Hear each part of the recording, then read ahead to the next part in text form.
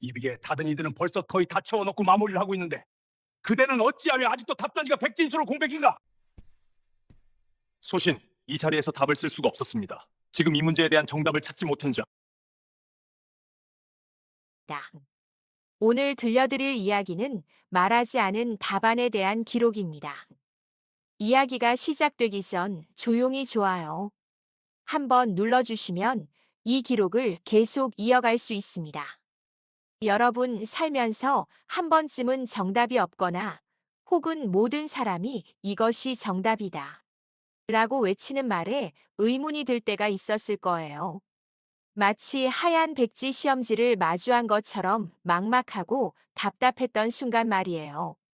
오늘 제가 들려드릴 이야기는요. 바로 그런 순간을 온몸으로 부딪히며 살았던 한 젊은 선비에 대한 이야기랍니다.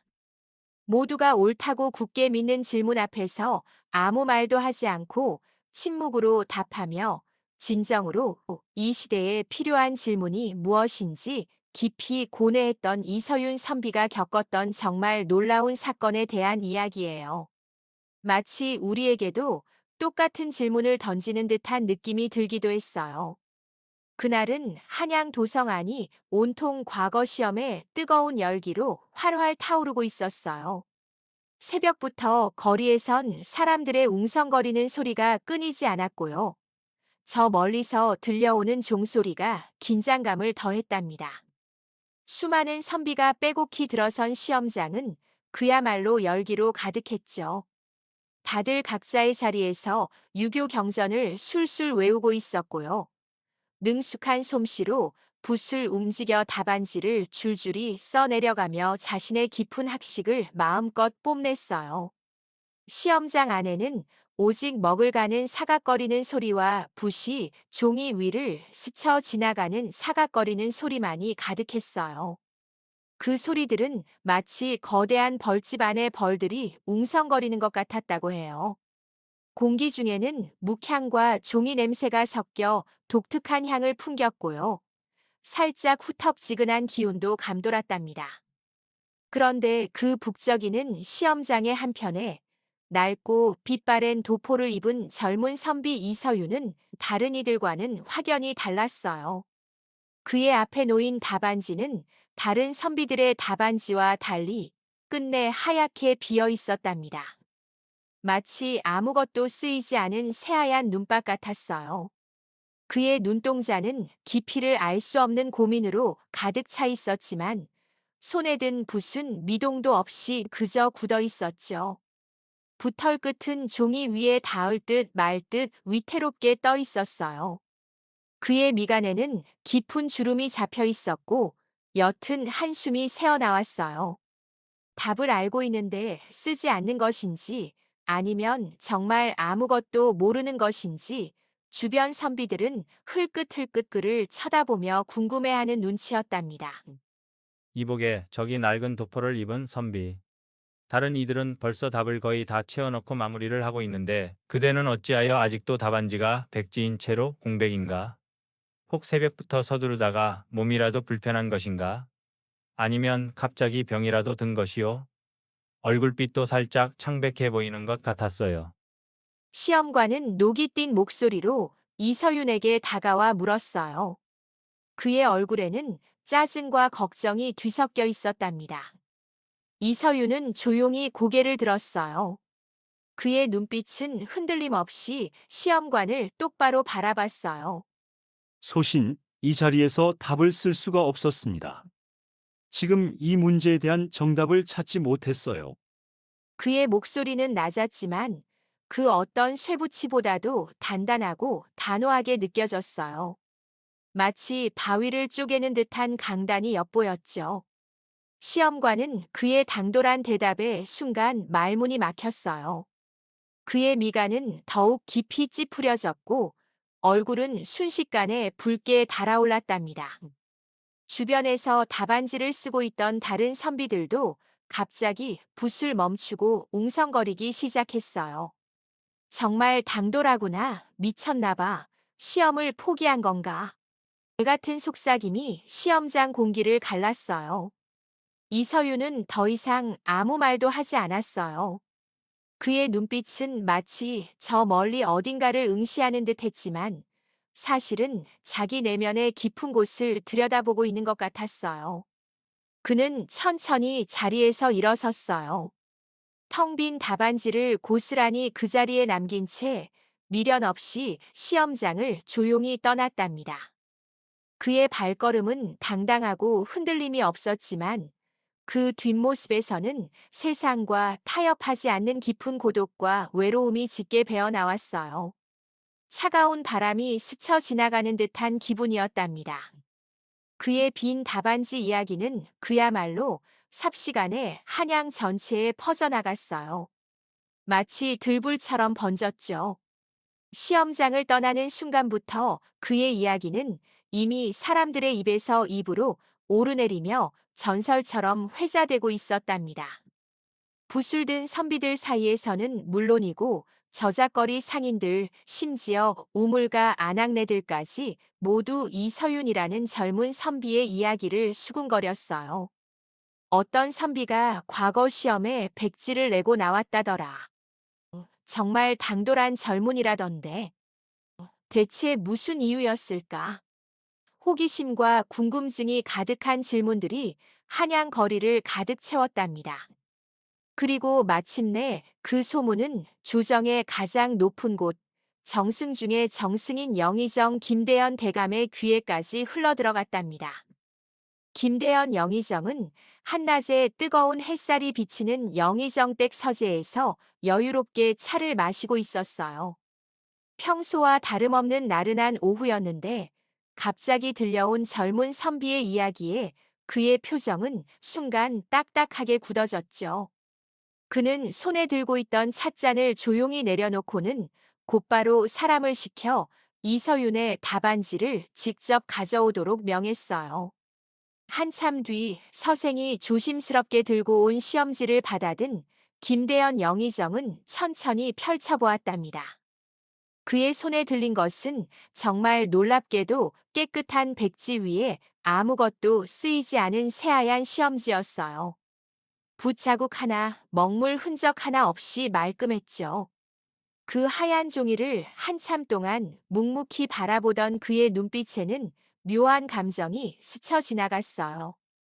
그의 오랜 관료 생활 동안 쌓여왔던 말로는 형언할 수 없는 답답함과 동시에 섬광처럼 번뜩이는 예리한 통찰력이 그 순간 그의 가슴 속에서 동시에 피어났답니다. 그는 마치 그 백지가 자신에게 무언가 깊은 질문을 던지고 있는 듯한 기분마저 들었어요. 참으로 기묘한 젊은이로다. 모두가 당연히 알고 있다고 여기며 답을 술술 써 내려갔는데 이 선비는 어찌하여 홀로 침묵을 택했는가? 이 빈 답안지가 마치 나에게 이 시대의 진정한 질문이 무엇인지 묻는 듯하구나. 단순한 백지가 아니었답니다. 그때였어요. 영의정댁 부엌에서는 분주하게 저녁 식사 준비가 한창이었답니다. 따뜻한 밥 짓는 냄새와 구수한 된장찌개 냄새가 솔솔 풍겨왔어요. 그중 영의정 대감의 수발을 드는 젊은 여종 봉단은 부엌에서 갓 지은 밥과 반찬을 쟁반에 정성스럽게 담아 나르고 있었어요. 마침 서재 문이 살짝 열려 있었고 봉단은 쟁반을 들고 지나가다 주인이 던진 이 한마디를 얼핏 들었답니다. 그녀의 귀에 영의정 대감의 목소리가 또렷하게 박혔어요. 봉단은 이미 저작거리에서 떠도는 빈 답안지에 대한 소문을 들었던 터였어요. 처음에는 그저 철없는 젊은 선비의 객기련이 생각했지만 영의정 대감의 깊은 한숨 섞인 말과 그 눈빛을 보자 그녀의 직감은 강하게 속삭였어요. 이서윤이라는 젊은 선비의 침묵이 단순한 무능이나 오기가 아니라는 것을요. 백성들의 삶 속에서 살았던 봉단은 영의정 대감의 말에서 묘한 울림을 느꼈답니다. 빈 답안지가 묻는 질문, 백성을 위한 진정한 질문은 과연 무엇일까요? 봉단은 순간 들고 있던 쟁반을 내려놓을 뻔했어요. 영의정의 손에 들려있던 하얀 종이는 이제 단순한 과거 시험 답안지가 아니었어요. 그것은 마치 조선의 미래에 대한 해답 없는, 하지만 반드시 답을 찾아야 할 중요한 질문을 던지고 있는 듯 했답니다. 봉단은 그 하얀 종이에서 희미한 빛을 본 것 같았어요. 서윤 선비의 텅 빈 답안지를 몇 번이고 펼쳐보았답니다. 백지 위에는 아무런 글자도 없었지만 김대현 대감의 눈에는 마치 오래된 시대의 질문들이 희미하게 속삭이는 것만 같았어요. 수십 년간 조정의 한복판에서 관료들의 고리타분한 고정관념과 형식적인 논쟁에 지쳐있던 그의 마음은 저 빈 종이 한 장 앞에서 묘한 감정에 휩싸였죠. 답을 비워낸 그 대담함이 한편으로는 답답하고 무모하게 여겨지기도 했지만 다른 한편으로는 지독히도 갈증을 느끼던 그의 마음에 시원한 물 한 모금처럼 다가오기도 했어요. 그는 그 백지 위에서 이 시대의 낡고 병든 질문들이 마치 유령처럼 떠다니는 것을 보았다고 생각했어요. 그래서 그는 밤이 깊도록 번민하다가 새벽녘이 되어 희미하게 동이 트기 시작할 무렵 당장 이서윤을 자신의 앞으로 불러들이라는 엄명을 내렸답니다. 자네가 답안지를 굳이 비워낸 그 이유가 대체 무엇인가? 어찌하여 모두가 옳다고 여기며 주저없이 답을 써 내려가는 그 질문에 자네는 대답조차 하려 하지 않았단 말인가? 내 평생 이런 답안지는 처음 보았네. 김대현 대감의 목소리에는 약간의 꾸짖음이 서려 있었지만 그보다는 호기심과 알 수 없는 기대감이 더 크게 섞여 있는 듯 했어요. 그는 탁자 위에 놓인 빈 답안지를 손가락으로 가볍게 두드리며 이서윤 선비의 대답을 기다렸답니다.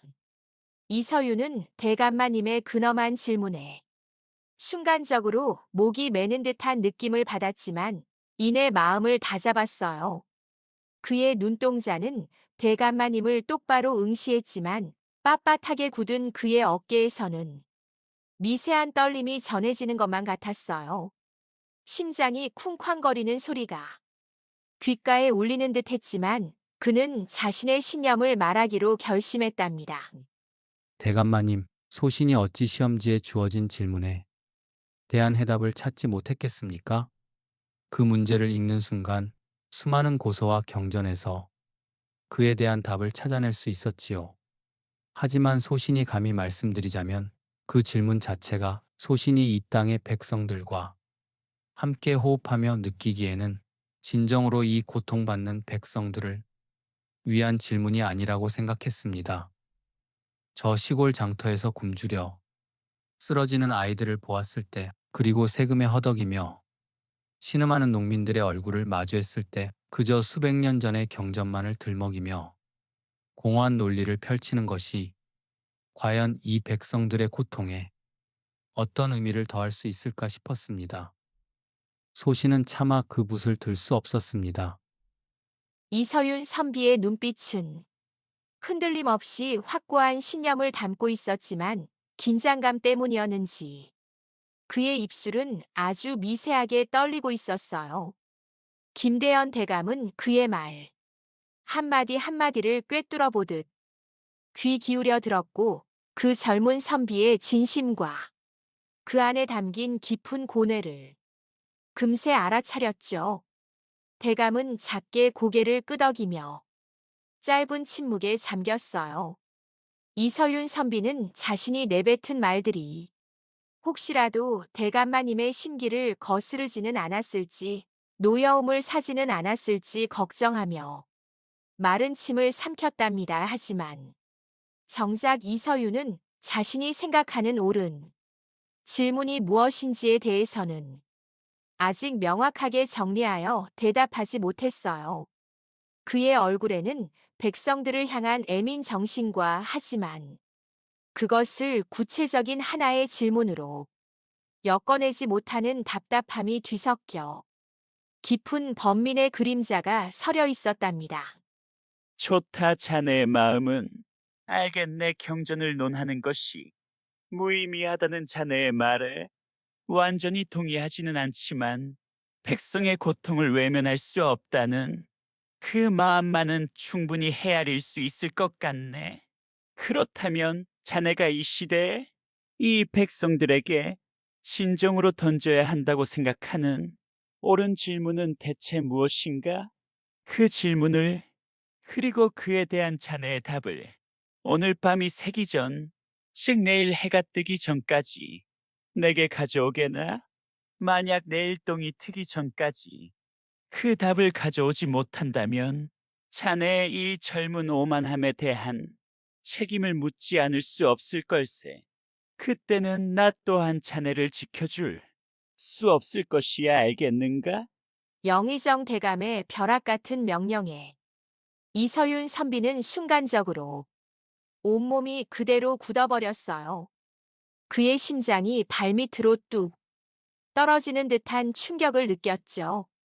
대감의 마지막 말에서는 더 이상 부드러움이나 호기심 대신 차가운 경고의 기운이 맴돌았어요. 이서윤은 간신히 고개를 숙여 예를 표한 뒤 마치 쫓겨나듯 대감의 집무실을 나왔답니다. 밖으로 나온 그는 밤새도록 정처 없이 거친 바람 부는 길거리를 거닐었어요.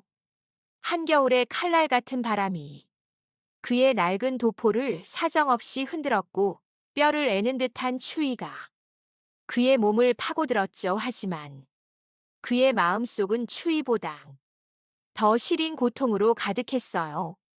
그의 머릿속에는 오직 고통받는 백성들의 얼굴들만이 마치 파노라마처럼 스쳐 지나갔답니다.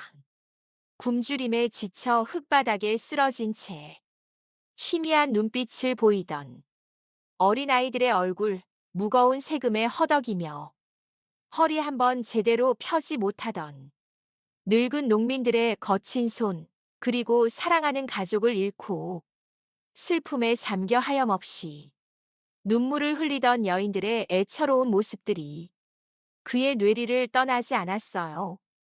이 모든 고통과 슬픔을 아우르면서도 동시에 이 시대를 꿰뚫는 옳은 질문은 도무지 그의 머릿속에 떠오르지 않았답니다. 시간이 흐를수록 초조함은 극에 달했고 그의 발걸음은 점점 더 무거워졌어요.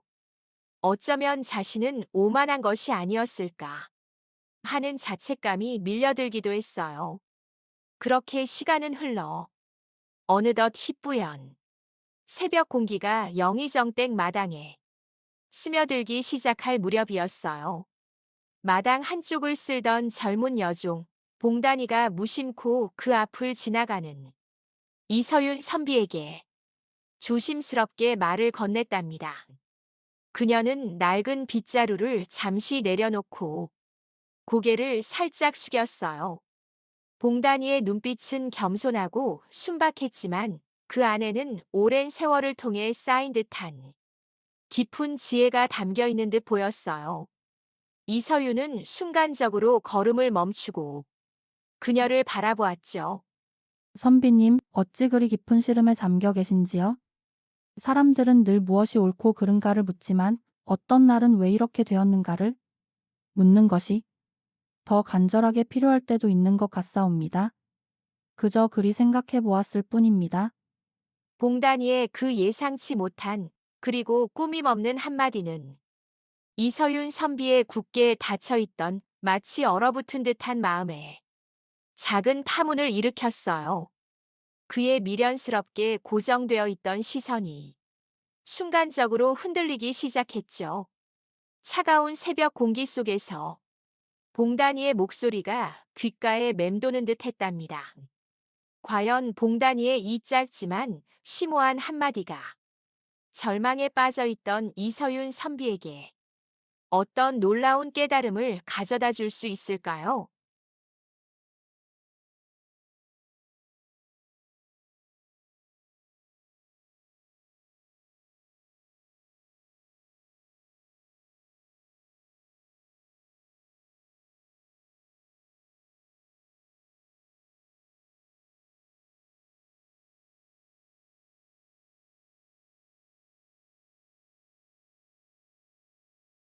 있다. 사람들은 늘 무엇이 옳은가를 묻지만 어떤 날은 왜 이렇게 되었는가를 묻는 것이 더 필요할 때도 있사옵니다. 그녀의 목소리는 너무나도 차분했지만 그 내용은 마치 얼어붙은 호수에 돌을 던진 것처럼 그의 깊은 사고를 뒤흔들었어요. 이서윤은 그 말을 듣자마자 머릿속에서 오랫동안 단단하게 굳어있던 낡은 사유의 틀이 산산조각 나는 듯한 충격을 느꼈답니다. 늘 경전 속에서 정답을 찾으려 애썼던 자신의 과거가 한순간에 부끄러워지기도 했지요. 그는 영의정댁을 나선 후 밤새도록 한양의 고요한 골목길을 정처 없이 걸었어요. 낡은 기와집들의 그림자가 어둠 속에 잠겨 있었고 저 멀리서 들려오는 새벽녘 닭소리가 그의 발걸음을 더욱 재촉하는 것 같았답니다. 왜 이렇게 되었는가라는 질문은 그에게 기존의 해답을 찾거나 이미 정해진 길을 따라가는 것이 아니라 문제의 가장 근본적인 원인을 파고드는 전혀 새로운 시각을 제시했어요. 마치 복잡하게 얽힌 매듭을 풀 때 맨 끝 실타래를 당기는 것이 아니라 처음 매듭이 시작된 부분을 찾는 것과 같다고 생각했지요. 지금까지는 그저 고통받는 백성들에게 어떤 답을 주어야 할까만 고민했는데 이제는 그 고통이 왜 시작되었는지, 누가 만들었고 무엇 때문에 이 지경이 되었는지를 진정으로 물어야 한다고 깨달았어요. 그의 머릿속은 마치 거대한 실타래처럼 복잡하게 엉켜 있었지만 그 엉킨 실타래 사이사이로 희미한 빗줄기가 스며들어 오기 시작하는 듯한 기분이 들었답니다. 차갑던 밤 공기도 이제는 그에게 더 이상 차갑지만은 않게 느껴졌어요. 그는 걸음을 멈추고 고개를 들어 밤하늘을 올려다보았어요.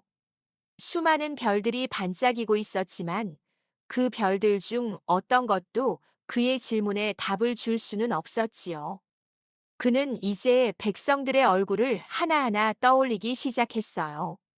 시장에서 울던 아이의 얼굴, 굶주림에 지쳐 쓰러져 있던 노인의 메마른 손, 탐관오리의 수탈에 힘없이 고개를 숙였던 농부의 거친 숨소리, 그들의 삶을 뒤흔든 무수한 외에 집중하려고 애썼습니다. 가뭄은 왜 매년 이토록 잔혹하게 반복되는 것일까? 하늘의 뜻이라고만 말하는 것이 과연 정답일까? 탐관오리는 왜 사라지지 않고 오히려 더욱 기세를 부리는 것일까? 그들은 과연 백성을 위해 존재한다고 말할 수 있을까? 백성들의 피땀은 왜 마르지 않고 왜 그들은 매일 더 깊은 수렁으로 빠져들어야만 하는 것일까? 그는 기존의 경전들이 제시하는 이상적인 국가론이나 고루한 도덕론으로는 더 이상 이 현실을 설명할 수 없다고 판단했어요. 당장 눈앞의 아픈 현실을 직시하고 그 원인을 파고드는 새로운 관점이 절실하다고 느꼈답니다. 하지만 이 모든 고뇌와 번뇌를 정제된 하나의 예리하고 날카로운 질문으로 바꾸어내는 것은 여전히 너무나 어려운 일이었어요. 그는 며칠 밤낮을 고민하며 수많은 문장들을 머릿속으로 만들어보고 지워보기를 반복했지요. 때로는 손으로 직접 써 내려갔다가도 어딘가 부족하거나 핵심을 찌르지 못한다는 생각에 종이를 구겨버리기도 했답니다. 답을 찾는 것보다 오히려 진정으로 옳은 질문을 만들어내는 것이 훨씬 더 어렵다는 것을 뼈저리게 깨달았어요. 그의 미간에는 깊은 주름이 잡혔고 며칠 동안 잠도 제대로 이루지 못해 눈가에는 검은 그림자가 드리워졌답니다. 한편 이서윤 선비의 빈 답안지 소문은 한양 조정 전체에 걷잡을 수 없는 파문을 일으키고 있었어요.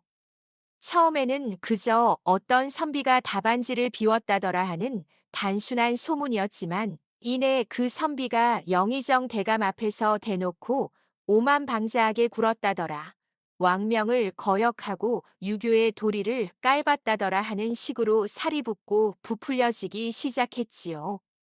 선비들이 모여 차를 마시고 학문을 논하던 서책방에서는 이서윤의 이름이 금기어처럼 오르내리다가도 고지어 격렬한 비난의 대상이 되곤 했어요.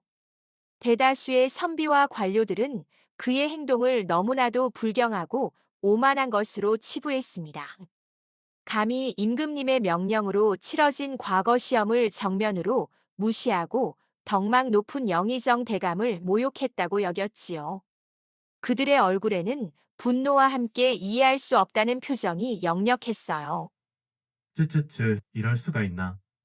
세상에 이런 불경한 자가 있다니 정말 기가 막히는 노릇입니다. 나이 지긋한 선비는 혀를 차며 탁자를 내리쳤어요. 감히 어지신 임금님의 뜻을 거역하고 유교의 도리를 깔본단 말인가. 천인 공노할 일입니다. 그 자의 마음속에는 예의와 도리가 전혀 없는 것이 분명하네요. 어떻게 그런 오만한 행동을 할 수 있었을까요? 흥분한 목소리로 목에 핏대를 세우며 말했어요.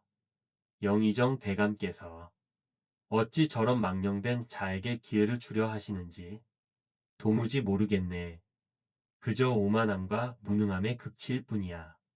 저런 자를 그대로 두면 앞으로 누가 왕명을 존중하고 유교의 가르침을 따르려 하겠는가? 그는 조정을 기만하고 선비들을 우롱한 것입니다. 잔뜩 찌푸린 얼굴로 다른 선비들의 말을 거들었어요. 듣자하니 그 빈 답안지에 아무것도 쓰지 않았을 뿐더러 대감의 질문에 대한 어떤 변명도 하지 않았다고 합니다. 이는 단순히 답을 모르는 것을 넘어 제도 자체를 부정하려는 불순한 의도가 숨어 있다고 밖에 볼 수 없지 않겠습니까? 필시 역심을 품은 자가 아니고서야 어찌 그러하겠습니까? 조정은 이서윤의 빈 답안지를 두고 정말 뜨거운 논쟁에 휩싸였습니다. 정오의 햇살이 조정의 넓은 마당을 가득 채우고 있었지만 대신들의 얼굴에는 싸늘한 기운이 감돌았어요. 어떤 이들은 그를 당장 잡아들여 엄히 처벌해야 한다고 목소리를 높였고, 또 어떤 이들은 사태를 관망하며 영의정 김대연의 처사의 의문을 제기했답니다. 그들은 영의정이 지나치게 관대하거나 혹은 그 뒤에 어떤 깊은 뜻이 숨겨져 있을지도 모른다고 생각했지요. 이서윤 선비는 이제 단순히 답안지를 비운 선량한 선비가 아니었어요. 그는 조정 전체를 뒤흔들고 오랜 시간 유지되어 온 질서에 균열을 내는 뜨거운 감자가 되어버렸습니다. 모든 이들의 시선이 그에게 쏠렸고 그가 내놓을 다음 행보에 따라 조정의 분위기가 달라질 수도 있는 아주 위태로운 상황이었지요. 과연 그는 이 거대한 비난의 파고를 넘어 자신이 그토록 고뇌하며 찾은 왜에 대한 질문을 당당히 세상에 내놓을 수 있을까요? 그리고 그의 질문은 과연 백성들의 아픔에 진정으로 가닿을 수 있을까요? 모두의 시선이 그에게 집중되어 있었답니다. 선비가 시험지에 아무것도 적지 않고 텅 빈 답안지를 제출했던 사건 때문에 조상 대대로 이어져 온 가문의 명예에 돌이킬 수 없는 먹칠을 하게 될까봐 정말 밤잠을 설치며 노심초사했어요. 특히 그날 밤 김대연 대감의 서재에는 평소보다 훨씬 더 차갑고 무거운 공기가 흐르고 있었어요.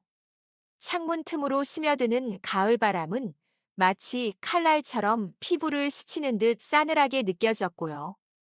대감은 늘 앉으시던 묵직한 서안 앞에 앉아 있었지만 그의 시선은 허공을 헤매고 있었어요. 대감, 어찌 그리 완고하게 고집을 부리시는 거예요? 제가 아무리 말씀드려도 귀담아 듣지 않으시는 것 같아서. 너무 답답해요. 그 젊은 선비가 빈 답안지를 낸 것은 단순히 재주가 없거나 무능하다는 것을 보여주는 것을 넘어서 대감을 무례하게 대하고 조정의 권위를 우롱하는 행위라고 생각했어요. 이는 분명 조정의 엄격한 기강을 송두리째 해치는 아주 위험한 선례가 될 것이 분명해요. 어찌하여 그런 자를 감싸 안으려 하시는 건가요? 부인의 목소리에는 걱정과 함께 조금은 날카로운 꾸지람이 섞여 있었어요. 그녀는 고운 한복 소매를 살짝 여미며 대감의 뜻을 돌리려 애썼어요. 대감의 굳게 담은 입술을 보며 그녀의 가슴은 더욱 답답해졌어요. 아버님, 소문이 이미 저작거리에 파다하게 퍼졌어요. 제가 외출이라도 하면 사람들이 저를 힐긋거리고 수군거리는 소리가 들리는 것만 같아요. 모두가 그 이서윤 선비를 오만방자하다고 비난하고 있어요.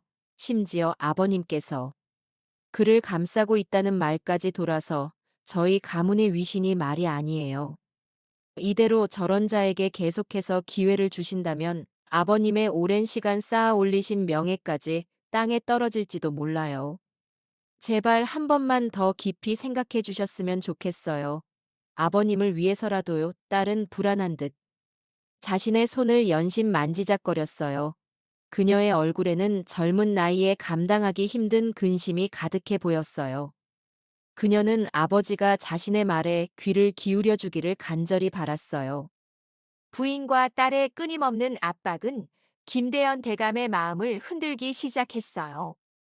그의 뇌리에는 평생을 바쳐 지켜온 가문의 영광과 자신의 명예가 섬광처럼 스쳐 지나갔어요.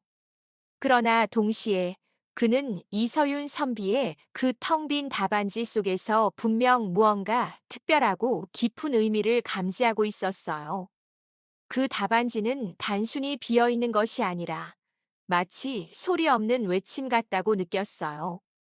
수십 년간 쌓아온 세상의 통념과 눈앞에 닥친 현실적인 위협, 그리고 자신의 예리한 직관 사이에서 그는 정말 커다란 갈등을 겪었어요. 그의 미간에는 깊고 또렷한 주름이 여러 겹으로 잡혔는데 그 모습은 마치 험준한 산맥의 지형도 같았어요. 그는 답답한 마음에 무거운 서안에서 몸을 돌려 창밖의 어둠을 응시했어요.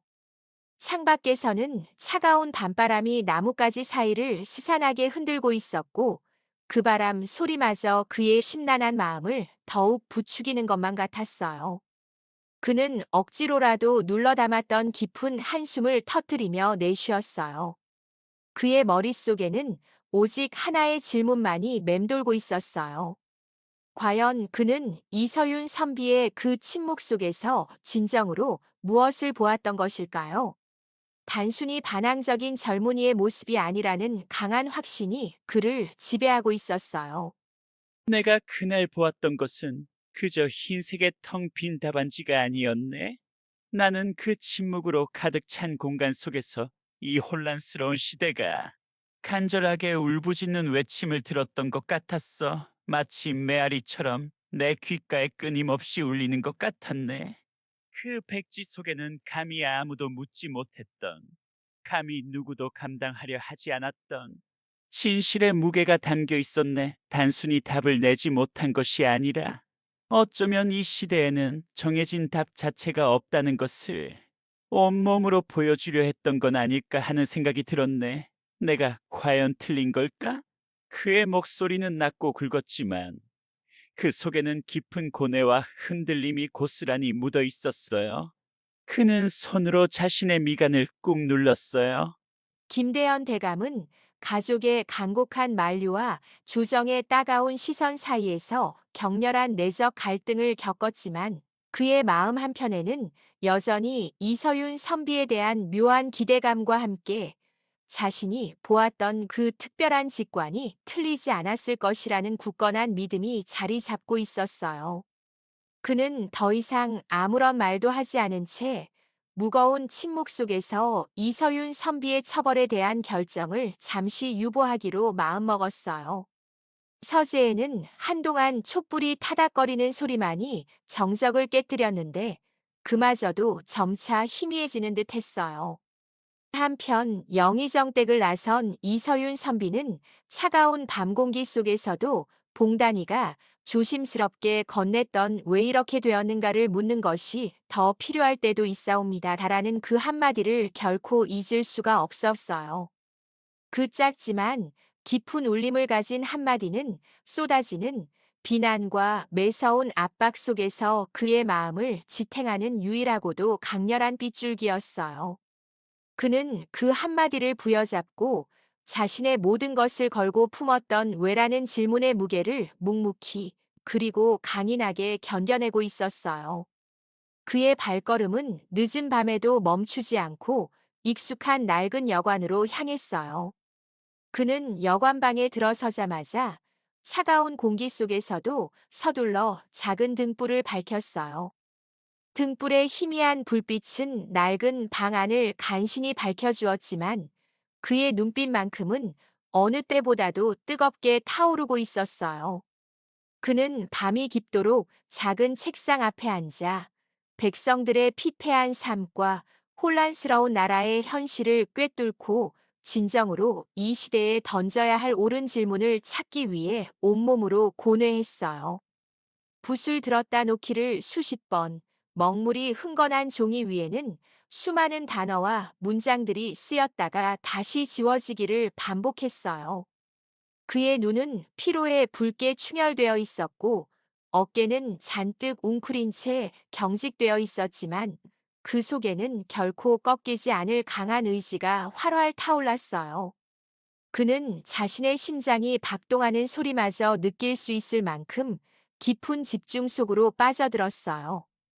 과연 김대현 대감과의 다음 만남에서 그는 이 조선의 운명을 바꿀 수 있을 만한 어떤 거대한 질문을 당당하게 들고 나타날 수 있을까요? 그리고 그 질문이 과연 꽁꽁 얼어붙은 조선의 미래를 따뜻하게 녹여낼 수 있는 작지만 강렬한 시작점이 될 수 있을까요? 밤은 그렇게 깊어지고 있었어요. 그런 바깥 풍경과는 달리 유난히 싸늘하게 느껴졌어요. 마치 얼음 조각이라도 굴러다니는 듯한 기분이었달까요? 이서윤 선비는 다시 그 무거운 서재로 불려들어왔어요. 그의 발걸음 하나하나가 천근만근 무겁게 느껴졌답니다. 서재 문턱을 넘어서는 순간 낡은 등잔 기름 냄새와 함께 오랫동안 묵혀둔 고서의 향 그리고 왠지 모를 긴장감이 뒤섞인 공기가 그의 코끝을 쨍하게 스쳤어요. 창밖은 이제 막 어둠이 드리워지기 시작했는데 서재 안의 분위기는 그 어둠보다도 훨씬 더 짙고 축축한 무거움으로 가득했답니다. 그는 차마 고개를 들지 못하고 시선만 아래로 고정했어요. 영의정 부인의 눈초리는 어찌나 날카롭던지요. 마치 얼음 칼날처럼 이서윤 선비의 심장을 겨누는 듯 했어요. 그 시선은 그의 옷깃을 스치는 차가운 바람처럼 섬뜩하게 느껴졌답니다. 부인의 입술은 굳게 닫혀 있었고 미세하게 떨리는 턱선에서는 인내심의 한계가 느껴지는 듯 했어요. 옆에 앉은 딸의 얼굴에는 이미 비웃음이 노골적으로 서려 있었는데 그녀는 굳이 숨기려고 하지도 않는 것 같았어요. 입꼬리가 살짝 올라간 채 마치 흥미로운 구경거리를 보는 듯한 싸늘한 눈빛으로 이서윤 선비를 훑어보고 있었답니다. 마치 며칠 전 그가 보였던 침묵이 모두를 기만하려는 하나의 연극이었다고 단정하는 듯한 태도였어요. 그들은 마치 이서윤 선비를 오래전부터 죄인으로 낙인 찍어두었던 사람들처럼 아무런 온기 없는 시선으로 그를 마주하고 있었답니다. 이서윤 선비의 심장은 마치 얼어붙은 강물 위를 걷는 것처럼 위태롭게 뛰고 있었어요. 이 분위기 어제와는 또 다른 날카로움이 있구나 생각했어요. 봉단의 한마디가 내게 던져준 질문은 분명 희망의 불씨였는데 이 서재 안에서는 그 불씨마저 꺼져버릴 것만 같았어요. 과연 내가 옳은 질문을 찾았다고 말할 수 있을까? 스스로에게 수없이 되물었지만 목구멍까지 차오르는 답은 쉬이 나오지 않았답니다. 이서윤, 김대현 대감의 목소리가 서재의 무거운 정적을 갈랐어요. 그의 목소리는 평소보다 훨씬 낮고 바닥에 깔리는 듯한 무게감이 있었답니다. 마치 오랫동안 묵혀둔 차가운 돌멩이가 바닥을 굴러가는 소리 같았어요. 이서윤 선비는 저도 모르게 움찔했어요. 고개를 들려는 신용을 했지만 왠지 모르게 그의 목은 움직이지 않았어요. 마치 목덜미에 무거운 족쇄라도 채워진 것 같았답니다. 그대는 어제 내게 내린 질문에 단 한마디도 답하지 못했어. 그저 빈 답안지만을 내어놓았지. 오늘 과연 그 빈 답안지 위에 이 나라 백성의 삶을 송두리째 바꿀 만한 그 단 하나의 옳은 질문을 가져왔는가? 내게 그 질문을 내어놓을 수 있는가? 김대현 대감의 목소리에는 어제보다 훨씬 더 날선 실망감과 함께 알 수 없는 조급함 같은 것이 배어 있었어요. 그는 손가락으로 탁자를 규칙적으로 톡, 톡 치고 있었는데 그 소리가 이서윤 선비의 귀에는 마치 고동치는 심장 소리처럼 크게 들렸답니다. 이서윤 선비는 그 말에 간신히 고개를 들었어요. 대감의 얼굴에는 피로와 함께 굳게 담은 입술 아래로 숨겨진 듯한 긴장감이 역력했어요. 하지만 이서윤 선비의 입술은 쉬이 떨어지지 않았어요. 마른 침이 꿀꺽 넘어갔지만 그의 목구멍은 마치 거친 사포로 문지른 것처럼 따갑고 말을 내기 어려웠답니다. 공기는 더욱 차갑게 얼어붙는 것 같았고 서재 안에는 다시 한번 길고 긴 침묵이 감돌았어요. 그 침묵은 마치 이서윤 선비를 집어삼킬 듯한 거대한 파도처럼 느껴졌답니다. 영의정의 딸은 이 침묵을 기다렸다는 듯 피식하고 콧방귀를 뀌었어요. 그 소리는 크지 않았지만 이서윤 선비의 귓가에는 마치 천둥처럼 울렸답니다. 그녀는 우아하게 몸을 돌려 옆에 있는 작은 다과상에서 잣을 하나 집어 입에 넣으며 앙칼진 목소리로 비아냥거렸어요. 결국 어제의 그 빈 답안지는 한낱 허세였네요. 아버지께 감히 그리 오만한 태도를 보이다니요. 이리 빈약한 사고로 대감의 시험을 우롱하려 들다니 정말이지 가소롭기 짝이 없어요. 며칠 밤낮을 고민했다는 것이 고작 이런 침묵이라니 참으로 실망스럽네요. 그녀의 조롱 섞인 말은 이서윤 선비의 심장을 찢는 듯 아프게 파고들었어요. 마치 뜨거운 인두로 지지는 듯한 고통이었죠. 그의 얼굴은 저도 모르게 살짝 붉어졌지만 그는 여전히 고개를 들지 못했어요. 영의정 부인도 딸의 말에 고개를 끄덕이며 거들었어요. 부인의 눈빛에는 이서윤 선비를 향한 실망감과 함께 가문의 명예가 위태로워지는 것에 대한 분노가 뒤섞여 있었답니다. 그녀는 손에 쥐고 있던 작은 부채를 탁 하고 소리내어 접으며 싸늘한 어조로 말을 이어갔어요. 침묵이라는 것이 때로는 지혜를 가장한 무책임일 뿐입니다. 특히 이처럼 중차대한 시국에 모두가 해답을 애타게 기다리는 이때에 그대의 침묵이 과연 이 난국을 해결할 수 있다고 생각했나요? 어리석기 짝이 없어요. 이 나라가 그대의 침묵으로 혼란에 빠져도 괜찮다는 것인가요? 참으로 무지하고 용기가 없는 행동이라고 밖에 볼 수 없네요. 실로 경솔한 처사입니다. 이서윤 선비는 그들의 비난에 차마 고개를 들지 못했어요. 그들의 목소리가 한마디 한마디 꽂힐 때마다 그의 어깨는 마치 천근의 짐을 짊어진 듯 짓눌려 축 처졌답니다. 등골을 타고 흐르는 식은땀이 느껴졌고 입안은 더욱 바싹 말라왔어요. 그의 얼굴에는 깊은 절망감이 그림자처럼 드리워졌어요. 그는 마치 사방이 막힌 벽에 갇힌 듯한 기분이었답니다. 자신이 또다시 실패했다고 봉단에게서 얻은 작은 희망마저 이토록 무자비하게 짓밟혔다고 생각했어요.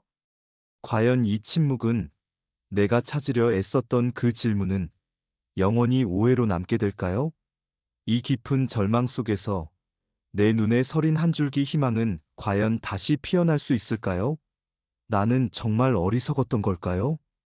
봉단이 던져준 그 작은 실마리를 붙잡고도 이토록 무거운 압박 앞에서 제대로 된 말 한마디 꺼내지 못하는 내가 과연 옳은 길을 가고 있는 걸까요? 그의 심장이 답답하게 조여왔답니다. 다음 날 해가 서쪽 산등성이 너머로 막 걸려 넘어가는 해질녘이었어요. 붉고 푸른 기운이 뒤섞인 하늘이 참으로 아름다웠지만 영의정 김대현 대감댁 서재 안으로 스며드는 공기는 그런 바깥 풍경과는 달리 유난히 싸늘하게 느껴졌어요. 마치 얼음 조각이라도 굴러다니는 듯한 기분이었달까요.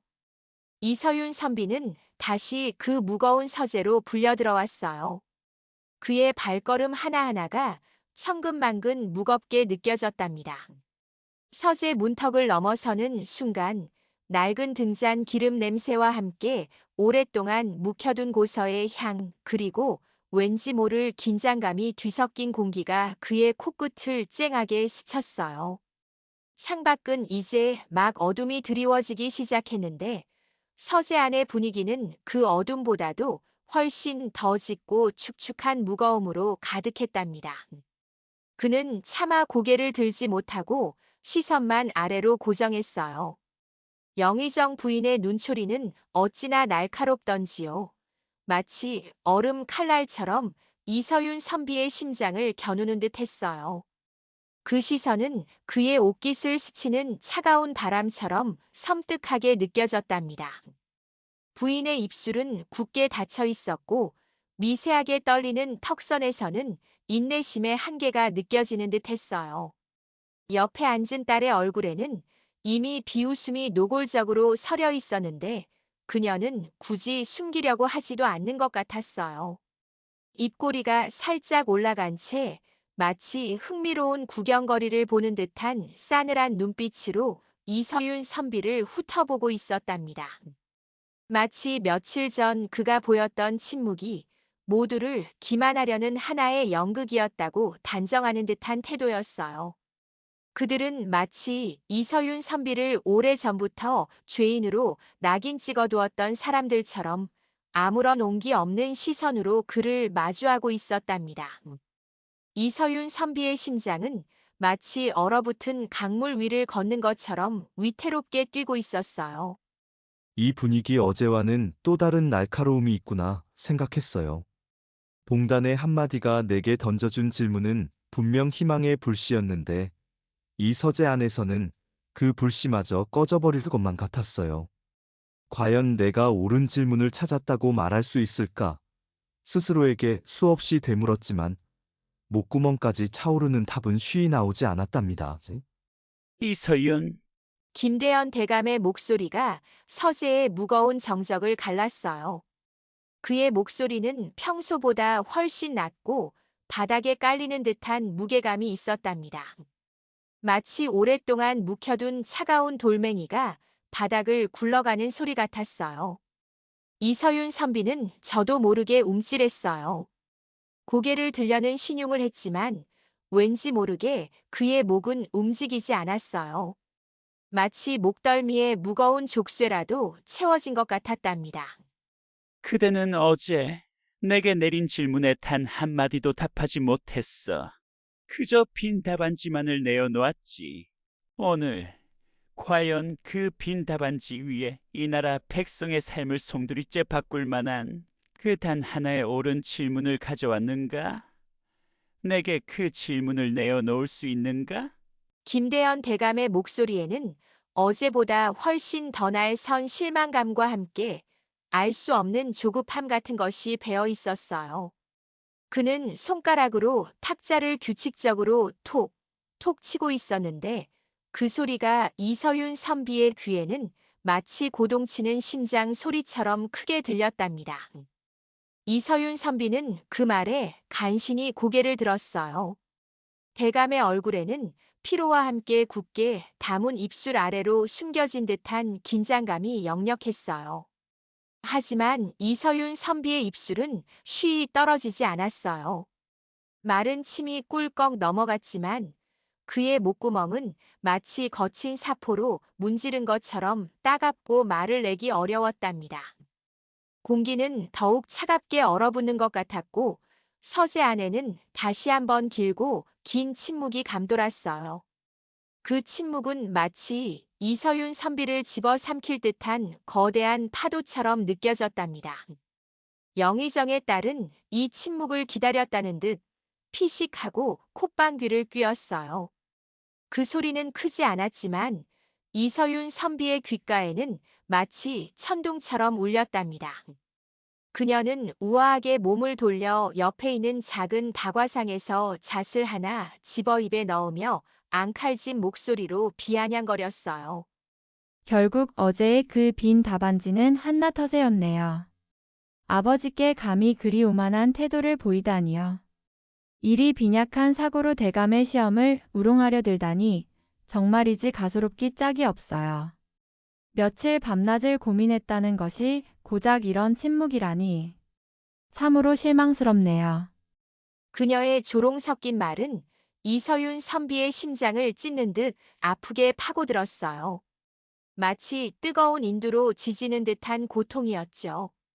그의 얼굴은 저도 모르게 살짝 붉어졌지만 그는 여전히 고개를 들지 못했어요.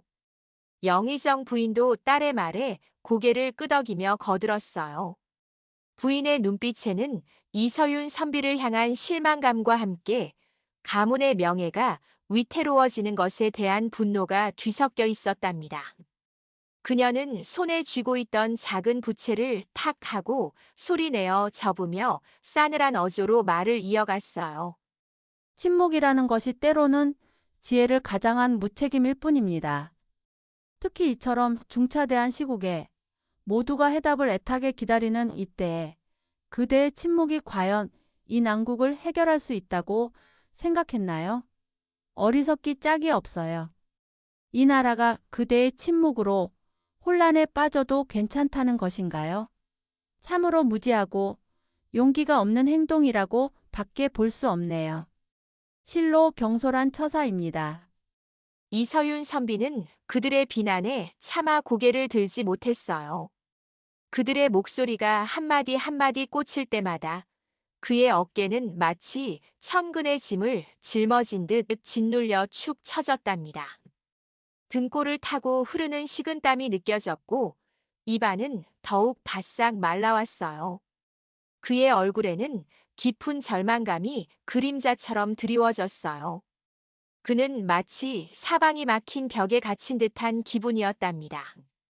자신이 또다시 실패했다고 봉단에게서 얻은 작은 희망마저 이토록 무자비하게 짓밟혔다고 생각했어요. 과연 이 침묵은 내가 찾으려 애썼던 그 질문은 영원히 오해로 남게 될까요? 이 깊은 절망 속에서 내 눈에 서린 한 줄기 희망은 과연 다시 피어날 수 있을까요? 나는 정말 어리석었던 걸까요? 봉단이 던져준 그 작은 실마리를 붙잡고도 이토록 무거운 압박 앞에서 제대로 된 말 한마디 꺼내지 못하는 내가 과연 옳은 길을 가고 있는 걸까요? 그의 심장이 답답하게 조여왔답니다. 때 방 한쪽에 조용히 서 있던 여종 봉단이 모두의 예상을 깨고 한 걸음 앞으로 나섰어요. 그녀의 발걸음은 조심스러웠지만 눈빛은 흔들림 없이 확신에 차 있었답니다. 대감마님 잠시 아래어도 되겠사옵니까? 나레이션. 김대현은 예상치 못한 봉단의 등장에 놀란 눈으로 그녀를 바라보았어요. 영의정 부인과 딸 역시 당혹감을 감추지 못했죠. 봉단은 떨리는 목소리였지만 그 속에는 단단한 의지가 깃들어 있었어요. 저 선비님의 침묵은 결코 무의미하지 않사옵니다. 오히려 그 빈 답안지에는 이미 답이 있었사옵니다. 다만 글로 쓰이지 않았을 뿐이었어요. 모두의 시선이 봉단에게 꽂혔어요. 그녀는 숨을 한번 깊게 들이쉬더니 이서윤이 진정으로 묻고 싶었던 질문들을 큰 소리로 대신 외치기 시작했답니다. 백성은 왜 아직도 편안하지 못한가? 정치는 과연 누구를 위해 존재하는가? 진정으로 세상을 이롭게 할 질문은 이 텅 빈 답안지가 던지는 질문이 아니었사옵니까? 봉단의 꾸밈없고 솔직한 외침은 방 안에 있던 모두를 얼어붙게 만들었어요. 아무도 예상치 못했던 여종의 발언에 이서윤마저도 고개를 들어 그녀를 바라보았답니다. 과연 봉단의 용기 있는 외침이 이 답답한 침묵을 깰 수 있을까요? 그녀의 말이 어떤 파장을 불러올지 모두의 시선이 집중되었답니다.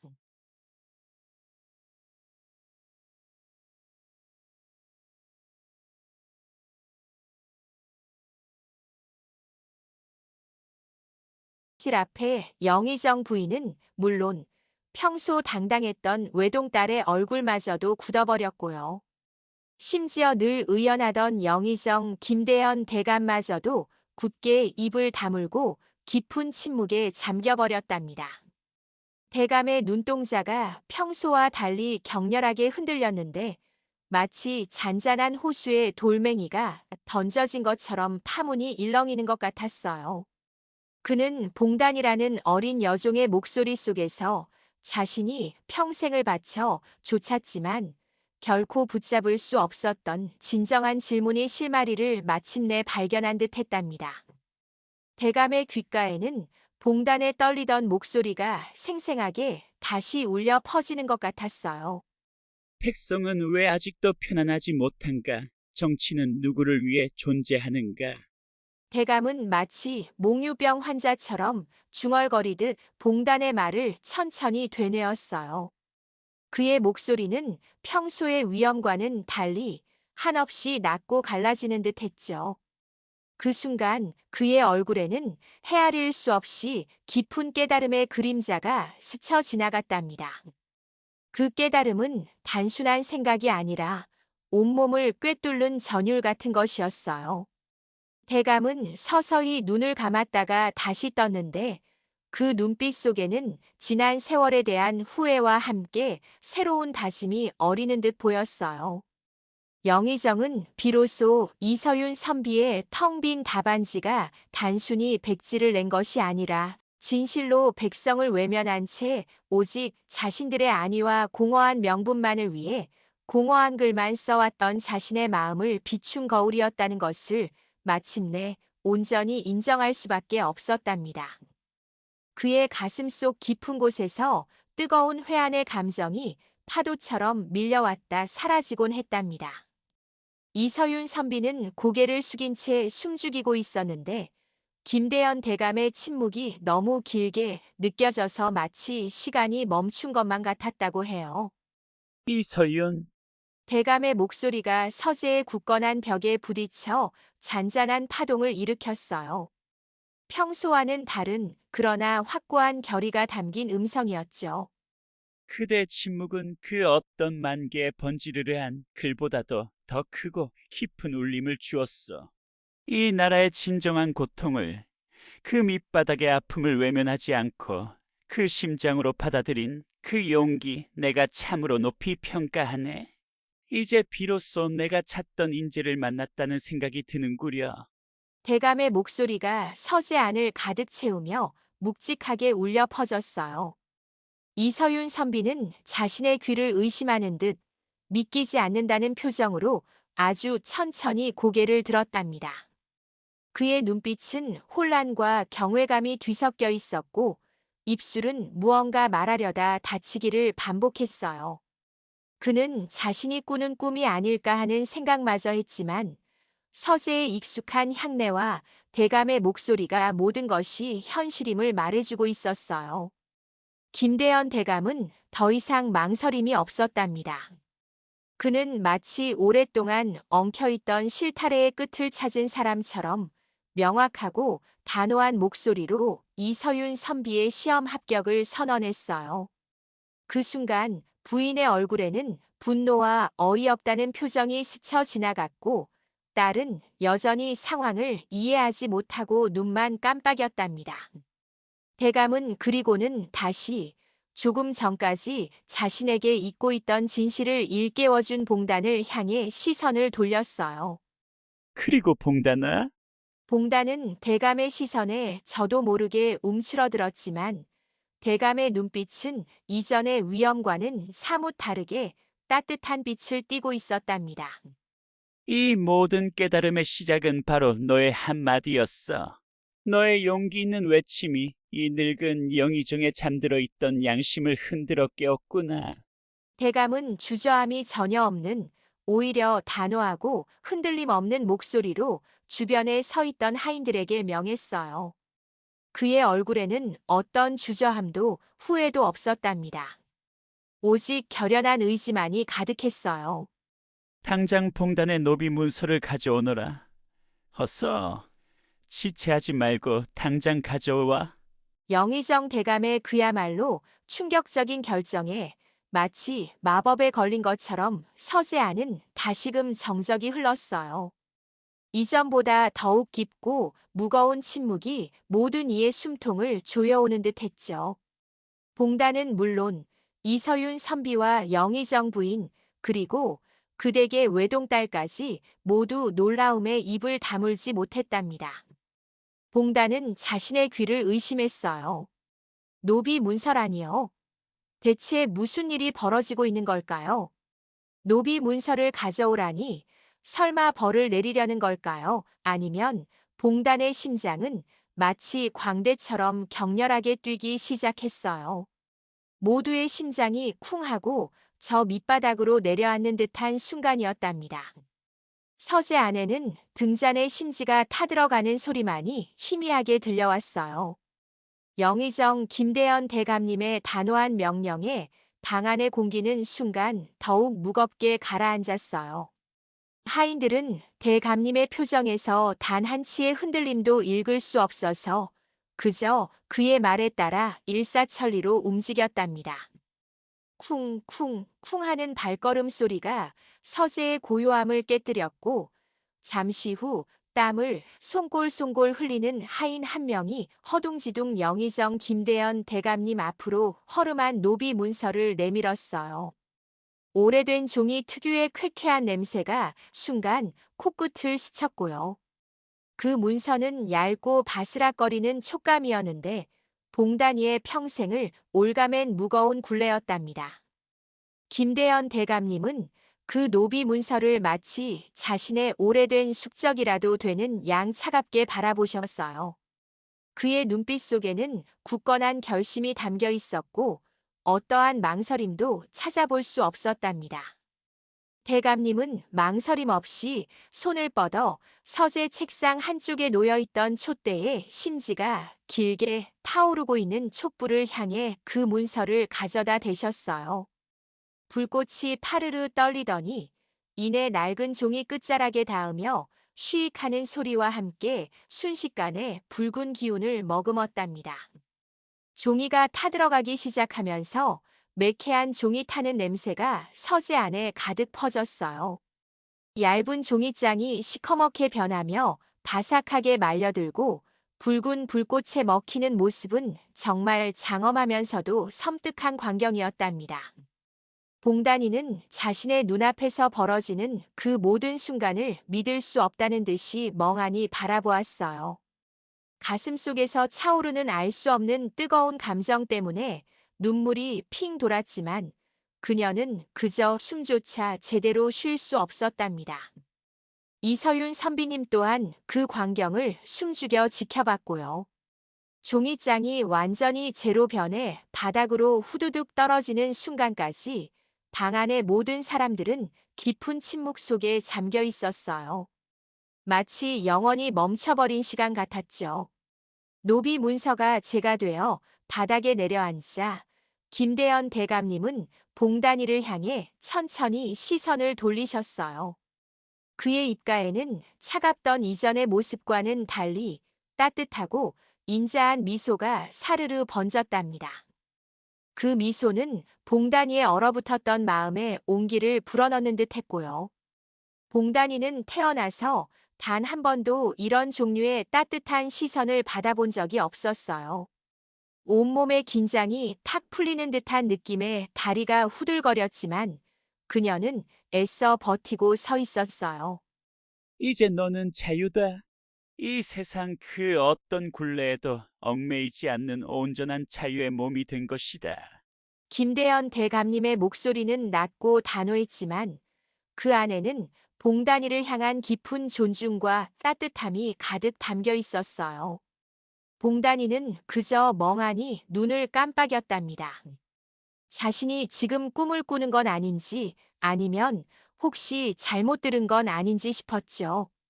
귓가에서 자유다라는 말이 맴돌았지만 그 단어가 너무나 생소하고 비현실적으로 느껴졌어요. 대감님은 봉단이의 그런 혼란스러운 표정을 읽으신 듯 다시 한번 나지막이 말씀하셨어요. 그리고 오늘부터 너는 나의 수양딸 김봉단이다. 수양딸이라니요.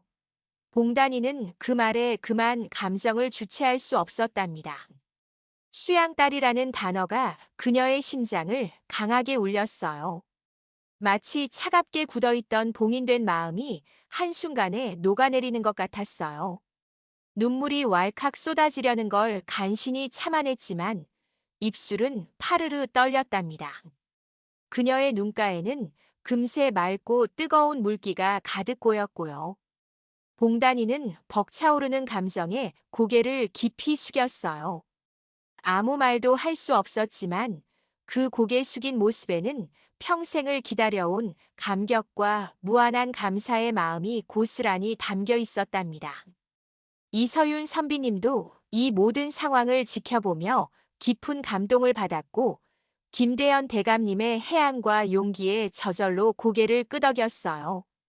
그의 가슴 속에는 봉단이를 향한 존경심과 함께 새로운 깨달음이 자리 잡았답니다.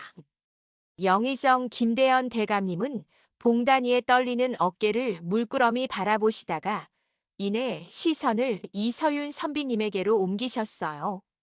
그의 목소리는 다시 단호한 어조로 변했지만 그 안에는 흔들림 없는 확신과 이 나라의 미래를 위한 비전이 담겨 있었답니다.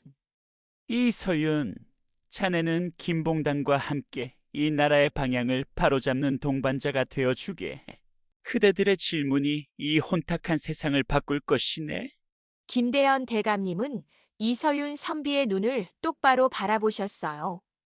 그 시선 속에는 이제 내 차례다라는 굳건한 메시지가 담겨 있었답니다. 이서윤 선비는 대감님의 그 말씀을 들으며 심장이 다시 한번 크게 울리는 것을 느꼈어요. 봉단이의 용기 있는 질문이 그를 다시 일으켜 세웠고 이제는 대감님께서 그에게 새로운 길을 제시하고 계셨던 거죠. 그는 봉단이 쪽으로 시선을 돌렸어요. 봉단이는 여전히 고개를 숙인 채 감정을 추스르고 있었지만 이서윤 선비는 그녀의 작은 어깨에서 이 세상 그 어떤 책보다도 깊은 지혜와 순수한 통찰력을 보았답니다. 그 순간 이서윤 선비는 자신의 삶의 방향이 완전히 바뀌었음을 직감했어요. 침묵 속에서 그는 고개를 숙여 대감님의 명령을 받아들였고 봉단이와의 새로운 동행을 마음속으로 다짐했답니다. 그의 마음속에서는 수많은 질문들이 다시금 피어나기 시작했어요. 훗날 이서윤 선비님은 늘 말이 적고 답을 서두르지 않는 대신 진정으로 중요한 질문을 던질 줄 아는 핵심 인물로 조선을 개혁해 나갔어요. 그는 단순히 문제를 해결하는 것을 넘어 문제의 근본 원인을 질문으로 파헤치는 데 온 힘을 다했답니다. 그의 곁에는 언제나 김봉단이라는 든든한 동반자가 있었어요. 봉단이는 이제 더 이상 노비가 아닌 영의정 대감님의 수양딸이자 이서윤 선비님의 지혜로운 조언자였답니다. 그녀는 중요한 순간마다 백성의 삶에서 우러나온 지혜로운 통찰로 나라의 진정한 변화를 이끌었고요. 예를 들면 가뭄으로 백성들이 고통받을 때 다른 관리들이 단순히 비를 기원하는 의식을 제안할 때 봉단이는 이서윤 선비에게 조용히 물었어요.